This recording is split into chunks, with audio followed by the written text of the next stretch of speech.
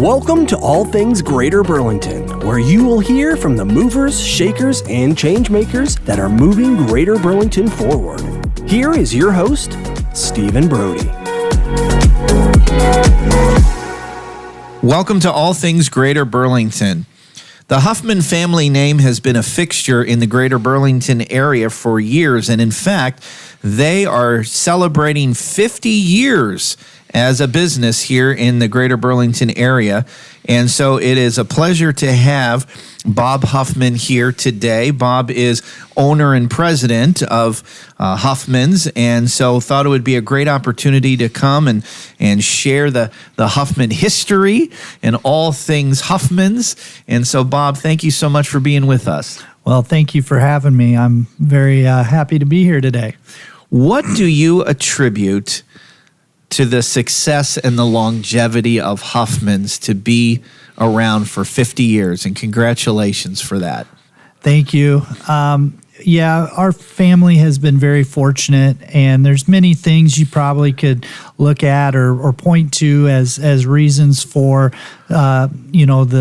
the ability to sustain in business 50 years. But the two things that come to the top as 1A, 1B, or 1 and 1 is we've always been blessed with having great employees.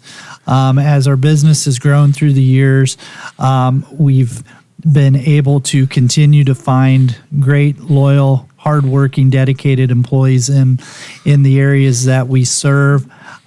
We have one of our employees is celebrating, been with us for over 42 years. We have numerous employees that have been with us, 15, 20, 25. Just had one celebrate last week, her 35th year with us. And, we have very talented employees, very hardworking, very customer focused. And so that is a big reason why, because it's definitely not, we couldn't do it without them. We couldn't grow without our employees. And we're so fortunate to have such a great team to work with every day. And then the second one is our great loyal customers. We've got customers that, on the welding and machine side that have been working with us for almost 50 years. And in the retail on the farm and home, where we've been now celebrating our 20th year, same thing, customers that have been coming in the door from the very beginning and still today, and they're loyal and they're supportive and understanding when we stub our toe or do something. They give us a chance to fix it. And so those two things, our employees and the customers, are the biggest reasons, I'd say. I think you might have done this before, Bob, because you answered several of my questions that I wanted to follow up with. So well done. So talk about the history. Talk about the family history and the beginning. So Huffman Welding and Machine was the first business. Is that correct? That is correct. My dad was a welder, and he worked for several local industry down in the Fort Madison, Keokuk area. In the 50s and 60s, Scheller Globe in Keokuk, Chevron Chemical in Fort Madison. Those are just a couple. And, in the late 60s, early 70s, him and my mom started talking more about, hey, I wouldn't mind striking out on my own and being an entrepreneur and starting my own welding business. And so in November of 1971, Dad opened the welding shop right at the same location we're still at today. Okay. And the rest is history.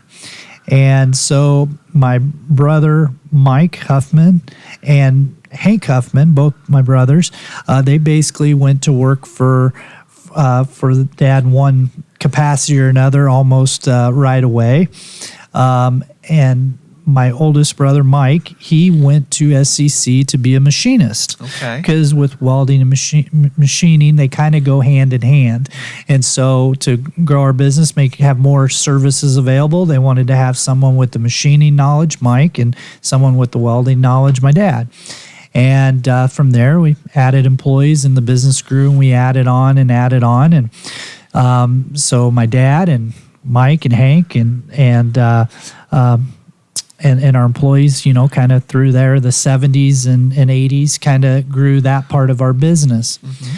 Well, then from there, in the late 80s, early 90s, one part of the welding and machining business, when you're working for industry, a lot of times there's emergencies or there's breakdowns. And so they would call, in the middle of the night, and they'd have to come in and help out a customer get something repaired or make a shaft or something like that. Mm-hmm.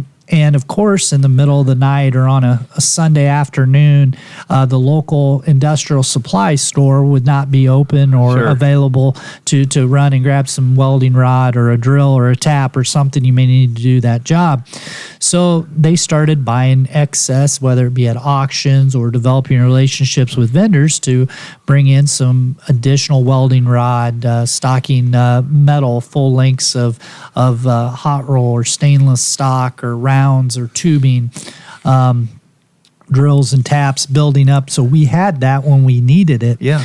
Well, the industry that we worked for, when they came in, they kind of saw we had these different industrial supplies. And so they just started, well, we need that too. We'll just buy our welding rod from you, or we'll buy our metal from you.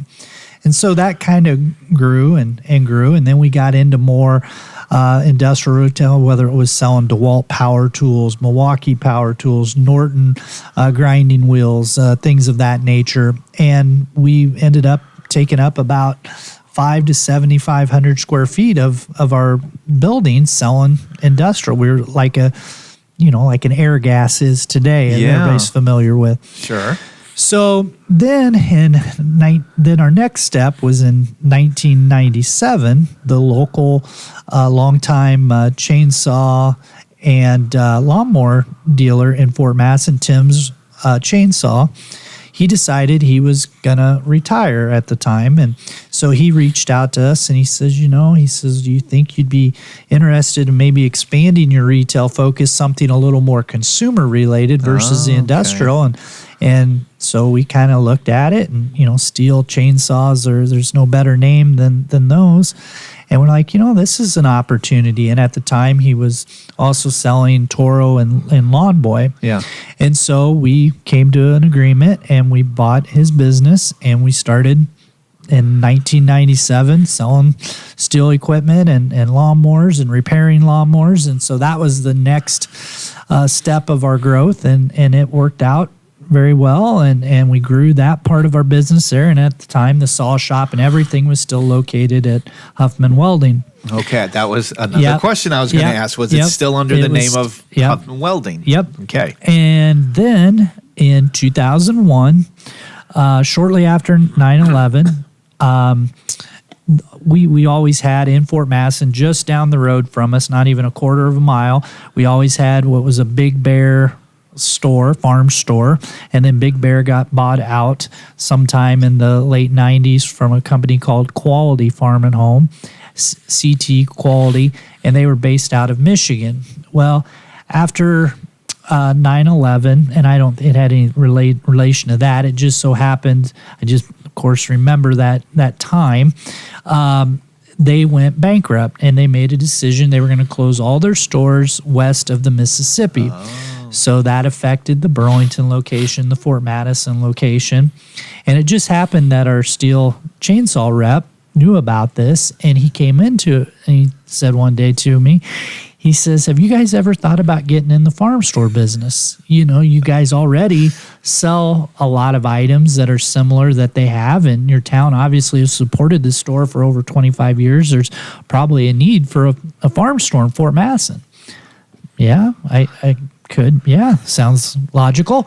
And so he actually put us in contact with a company called Wheat Belt, and we're still with them today. It's a conglomerate of small independent businesses that pool together to buy farm supplies, farm items at a better price. We were already working with, on the hardware side, a company called Oracle, which is an independent hardware wholesaler, very similar to what a True Value or an Ace is. It's just you basically don't have their name in front of your name on the building like an Ace or a True Value does.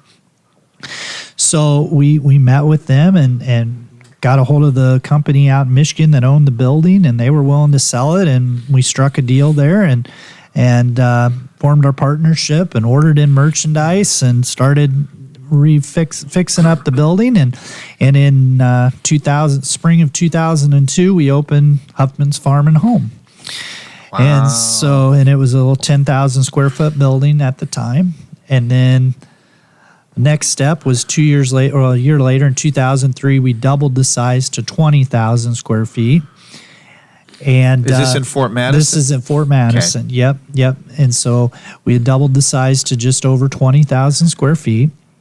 Then the next step was in 2007 when the Fullerton lumber building here in Burlington, when they went out of business.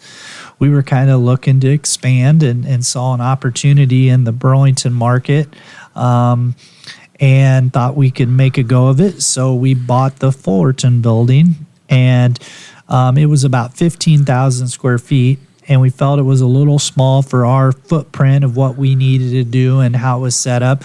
So before we opened, we doubled the size and made it the 30,000 square feet that it is today. Yeah. And then we opened there in May of 2008. Mm-hmm. And then in 2009, we again added 10,000 more square feet onto our Fort Madison location. So both Fort Madison and West Burlington are about identical in size at just over 30,000 square feet. And then our last kind of foray or expansion on the retail side has been in 2016. We purchased Boney's Farm Store in Aledo, Illinois. Okay. And that they had been in business for over 50 years and very entrenched in the Aledo community. And so we started there in March of 2016, and it's been a great community with great people as well. So that's kind of the history. And all along, we've been fortunate. The welding machine shop has continued to grow from one small little 5,000 square foot building to now we have over 50,000 square feet under roof at Huffman Welding in Fort Madison as well. So the Huffman name and the family name had more of a footprint in Fort Madison, and then you expanded out to the Burlington market. Correct. Yeah. That's where my mom and dad. My dad was from Nauvoo. My mom was born and raised right where Huffman Welding is. It was their family farm, and my mom and dad, after they got married, they lived in Keokuk for a short time before coming back to Fort Madison and then starting the business. So I've got two older brothers, as I mentioned, and an older sister.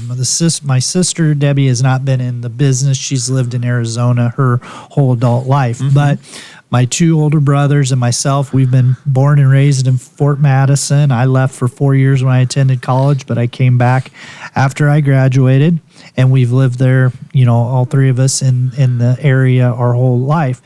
But we were very familiar with Burlington because a lot of our customers for Huffman Welding were based out of the Burlington market. We've worked with a lot of them up here for many, many years. So we were very familiar, and so when we expanded up here, I'd say it wasn't complete. Our name wasn't completely new because we had worked with a lot of people and familiar with us.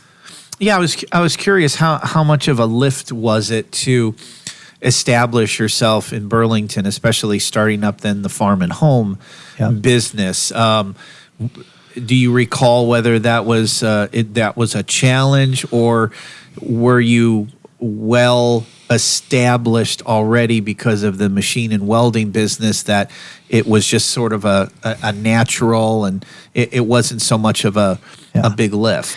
Well, I mean, it was hard and hard work getting established, but I'd say a little bit of both. I mean, it helped, having those customers that were aware of us, whether it been from Huffman Welding or whether it been from Huffman's Farm and Home, just 20 minutes down the road. A lot of them had came down and shopped and stuff already. Yeah. So that did help, and we had already been in the business, and so we were just expanding and kind of had a footprint of what our niche was or what it took for us to be successful, so that helped. But with that being said, it was, I was nervous, I guess, coming into the Burlington market. There was a lot more competition. There was a very well established farm store here. And then, of course, we have the big boxes and everything else that's up here, and some very good local hardware lumber yards already that were here. But, we looked at it and a lot larger population too.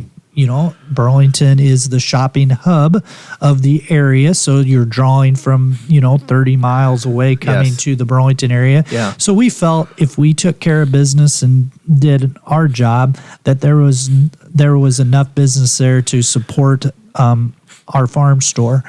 And so, the hardest thing when we were doing it was we opened in 2008, and we know what 2008, 2009, the economy and the slowdown and everything. Yep. So working through that and building the business and building our customer base through that time was a challenge, but we came out of it stronger for it.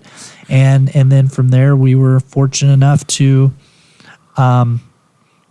be able to grow. So. Yeah. Well, and again, you touched on it a little earlier, and you mentioned that there were other businesses in the market, big box stores.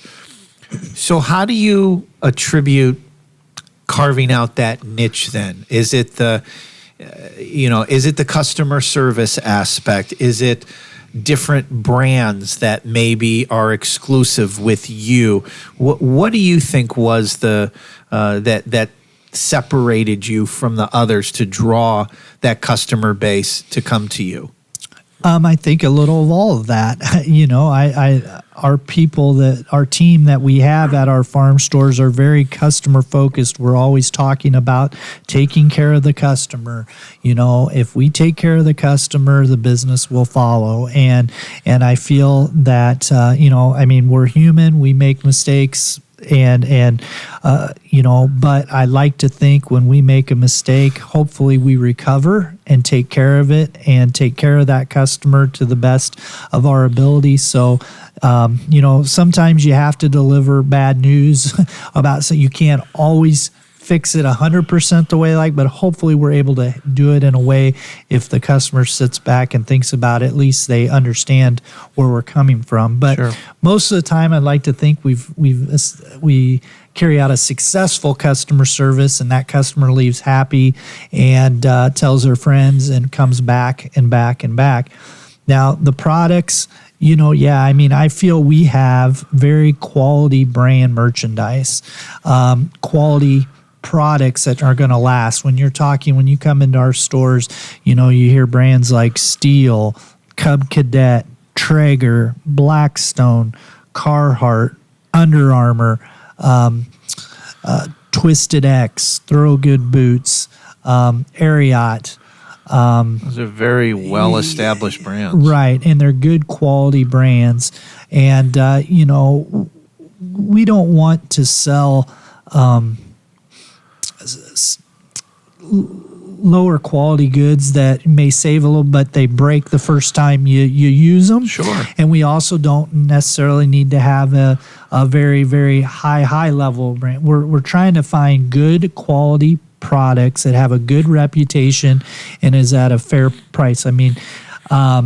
And I feel like we do a pretty good job of finding those products. And I think that's why the customers come to us and they know what they're going to get when they come in our stores, and they're going to get a good value for their dollar.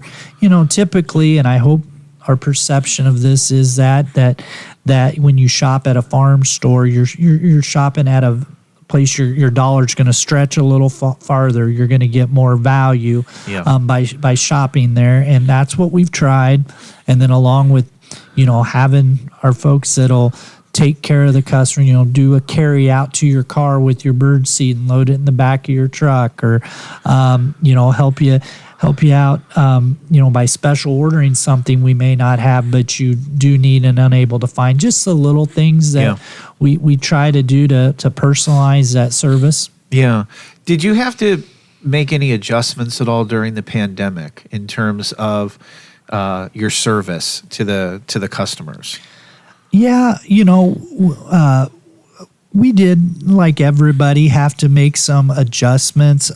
We were fortunate because of the products that we sold and the type of store that we are, that we were not forced to close at all. We were able to remain open because the products we sell, many people need that, whether it be their pet food to feed their pets. And you were considered essential. Yeah, essential. Nice. And so we were able to stay open.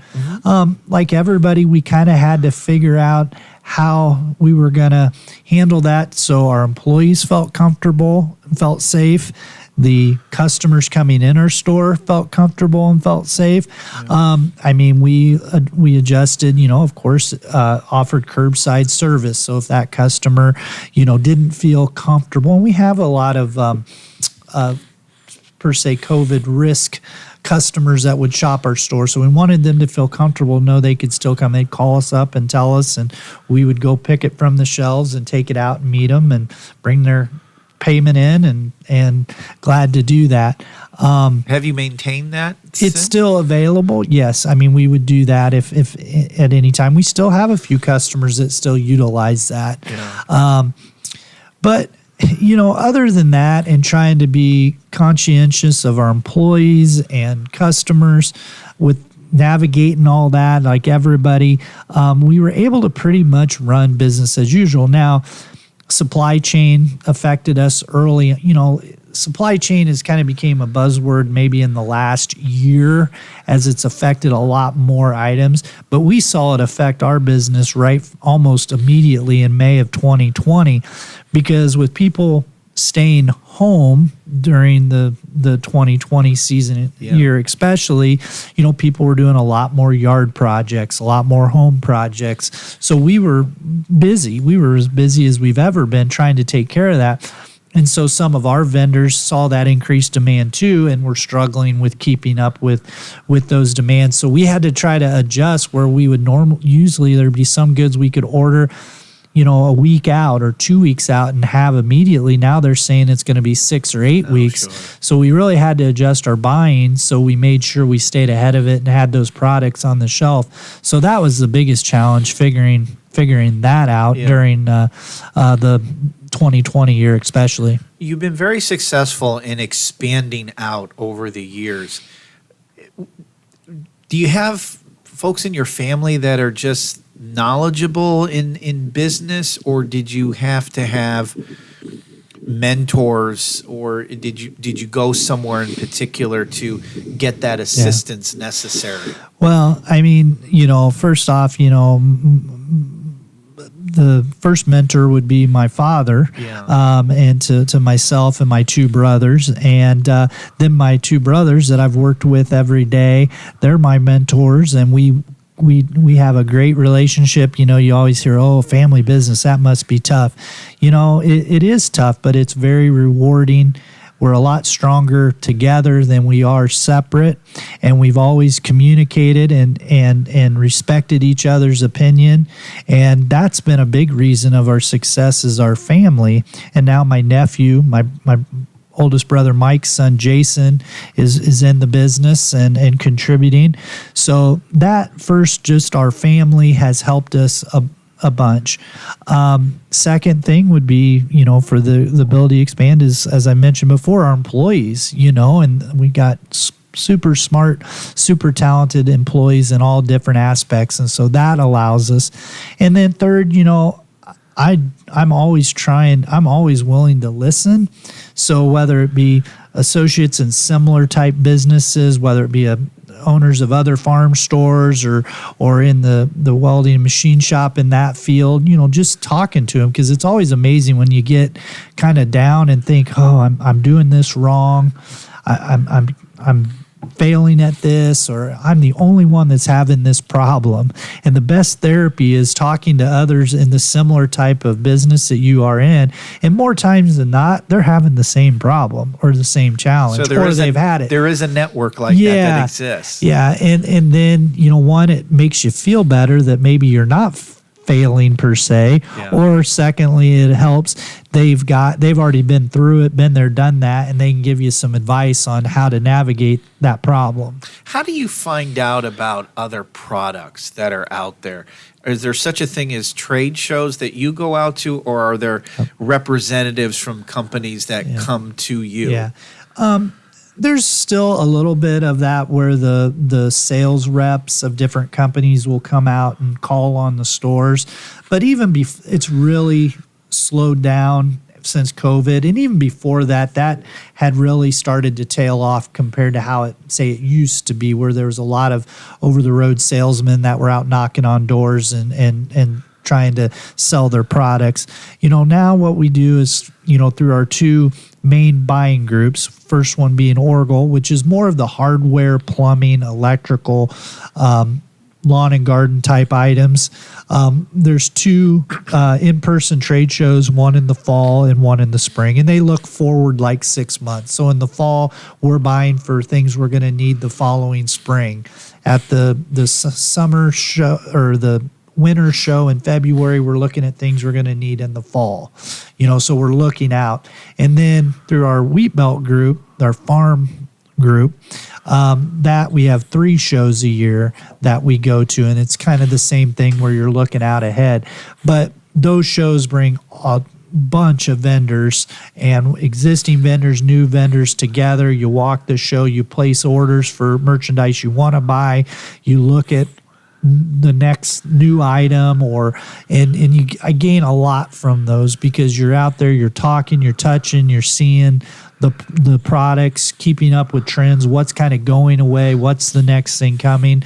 So we rely on those a lot. So that was the one thing during COVID that was so hard, with those shows basically being stopped for a year and a half. It was hard to find those new products. We were just kind of doing the same thing over and over.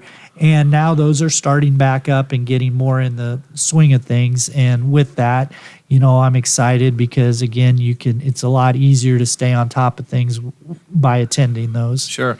Are those trade shows mostly in the Midwest, or do you have to go further out than that? The one for the farm side is in Kansas City, 3 times a year. And then the one for the hardware side, they rotate around. Generally, one's on the East Coast and one's on the West Coast during the year. Yeah. Have you changed out product over the years? Particular brands that maybe they just didn't sell and they weren't as popular, and you made the decision to then bring something new in instead? Yeah, we're always looking, because floor space is valuable, and you only have so much room in your stores and so many inventory dollars to spread around. So you want it to be, make good decisions. You want it to turn, but like anything, everything's not a home run. You're going to find some that just doesn't work for a variety of reasons, or works for a time being, and then the trends go a different way. So when you have those, you have to realize it and close it out and move on to the next thing that will work. Yeah. As far as brands, we try to be loyal. The first time we see a new product at a trade show, it's generally not common for us to buy that first show. We want to kind of see if it's around at the second or the third show that we go to, and let it get some track record with the other people that have bought it. Is this good? Is there customer service? Do they stand behind their product, and so on and so forth. Yeah. So we're not just taking one type and switch every time you come in. There's a different brand of merchandise. We try to research, do our homework, provide the best product at the best value, and then hopefully it's a long-term relationship, and then our customers know when they come in they can find it too. We have just about a minute left.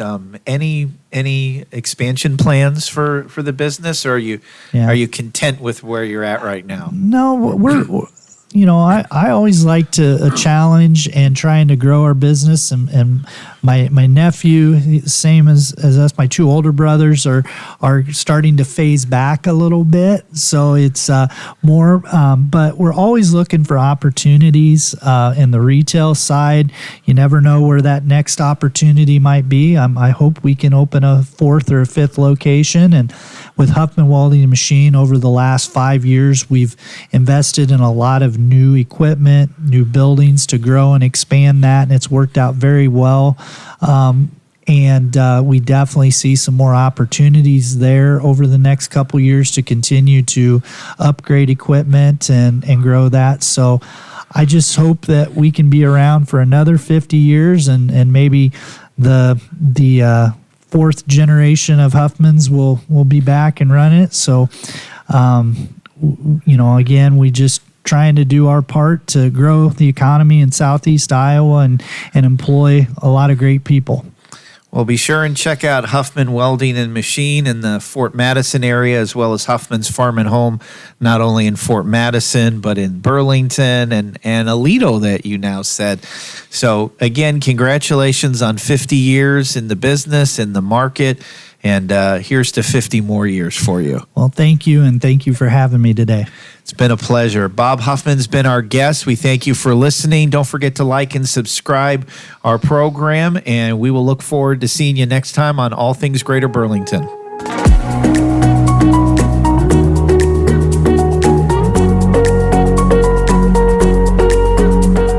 You have been listening to All Things Greater Burlington with Stephen Brody.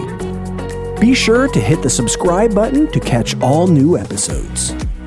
To learn more about all things Greater Burlington, visit greaterburlington.com/ATGB.